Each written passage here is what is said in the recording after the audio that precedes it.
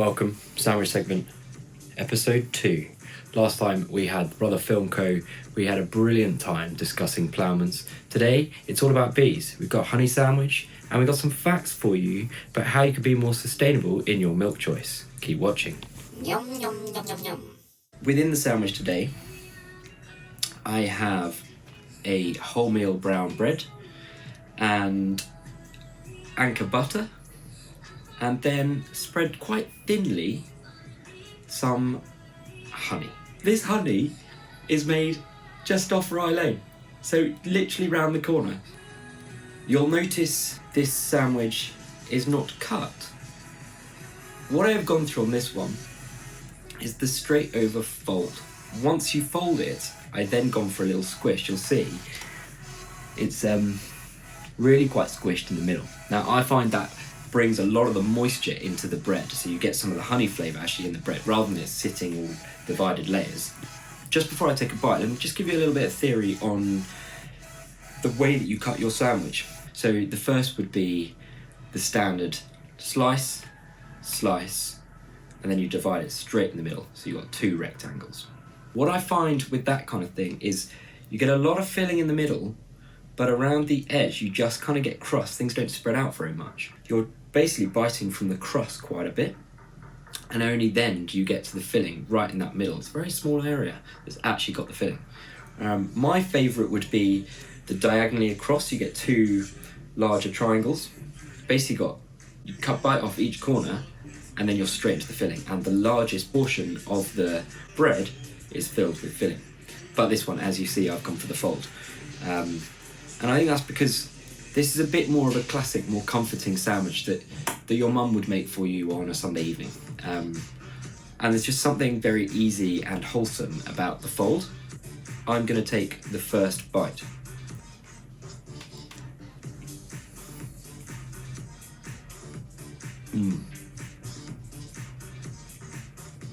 That is really good. Oh. The last couple of days, I've had a bit of January blues. I was feeling a bit like demotivated and a bit sad. It's a long month and a lot to get through, and it's very cold outside. But because of that, this is the perfect sandwich for right now. It's so comforting. It's like a warm cuddle inside. That honey, made locally in Peckham, is brilliant. It's sitting really well with the salty butter. It's not overly sweet. I definitely think wholemeal bread was the right choice. So this is really good. I think because it's made me feel a lot better. I'm going to give it 7 out of 10. Now, while I finish my sandwich, let me tell you I had some water. Let me tell you about this article I was reading this morning and why the theme for today is let's talk about bees. So I was reading an article on The Guardian that was about the environmental impact of different milks, so dairy milk versus more plant-based milks, and it's blown my mind. And so I thought this is a perfect opportunity to help you understand some of our environmental responsibilities and the effects that our choice of milk can have on the environment and our carbon emissions. So I'll just take you through quite quickly, and I'll do a summary at the end. Did you know dairy milk releases 3 times more greenhouse gases than a plant-based alternative? That's bad, huh? And the other thing, by using cattle, it uses 9 times more land than some of the other plant-based alternatives. Not great. Okay, so what are the alternatives? Well, you might think coconut. Coconut is a nice flavour, get some good milk from it. I'm not a fan of coconut because it affects people and the working conditions are awful. So it's mostly out in India and Indonesia, but these people are working ridiculous hours and they're getting paid less than $1 a day. So Coconut, I don't think, is a good alternative to dairy milk. Next, you might think almond milk, and this has been on the rise. It's been more popular recently. To create 1 pint of almond milk takes 130 pints of water. That is outrageous. My key angst with almond milk are, of course, the bees. Did you know almond milk is responsible for 50 billion bee deaths a year? So 70% of the commercial bees, or bees working commercially in the US, are harvested every season to pollinate the almond bush tree. Don't know. So a third of the bees last year, that's 50 billion bees, died because of the awful working conditions and the pressures and the growth in demand for this almond milk. Okay, not almond milk, because we like the bees. Hazelnut milk? Hazelnut milk is quite a good alternative because hazelnut milk is pollinated in the wind. So it's just a natural process that it pollinates, and the growing demand, the wind can just keep up with that, I suppose. The other key thing is the trees that hazelnuts grow on actually reduce carbon emissions. They take in the carbon. So they're reducing our greenhouse gases, which is brilliant. Just comparing that to dairy milk is responsible for releasing 3 times more greenhouse gases than the plant-based alternatives. Okay, next, soy milk. Soy has been less popular recently.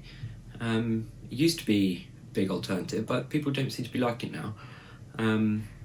One thing that's good about soy milk is it's got similar levels of protein in it to dairy milk. So that's one of the key things about dairy milk. It's really good for protein and good for our diets. But a lot of the plant-based alternatives don't offer a similar level of protein. Soy milk does. Brilliant. The issue with soy milk is we're losing forests and forests just to create space for this growing demand for soy. The way round this, if you want soy milk, is to go for the soybeans that are grown in the US or in Canada, because that isn't affecting the Amazon. We now get on to what has the sandwich segment seal of approval. That is oat milk. Oat milk is a great alternative to dairy. It's got the lowest environmental impact.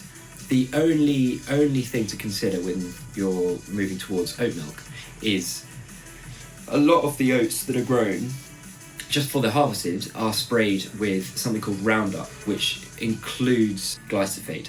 Now, glyphosate is known, might be suspected carcinogen. So the key thing is to choose an oat milk that is harvested without this pesticide. This is where we endorse Oatly. Now, Oatly have been having such a good time. If you look around London at the moment, their campaign has been incredible. They are doing so much for raising awareness. They must have just had a massive funding round, and it's really growing in demand. The great thing about Oatly is it's certified to be this glyphosate free, which is brilliant because we can go for all the benefits of oat milk without the risk of this carcinogen. I'm going to do a quick roundup then of the milks we've considered. Dairy milk, 3 times more greenhouse gases, 9 times more land usage. Coconut milk, awful for the workers. They're on less than $1 a day. Almond milk, 50 billion bee deaths a year. Soy, the rainforest. You've got to be careful where it comes from. Hazelnuts, that's good, pollinated in the wind. And oat milk, brilliant, but be careful of the pesticides. Thank you for tuning in. I hope you've enjoyed this segment. I expect next week we'll be bringing you a guest who will be talking through their sandwich and how it reflects them, and it might be their mother's favourite sandwich, it might be what they had going to school in their packed lunch, it might be the sandwich that they have every day now when they're at work. So make sure you subscribe, like, share, all of that. Keep sandwiching. Yum, yum, yum, yum, yum.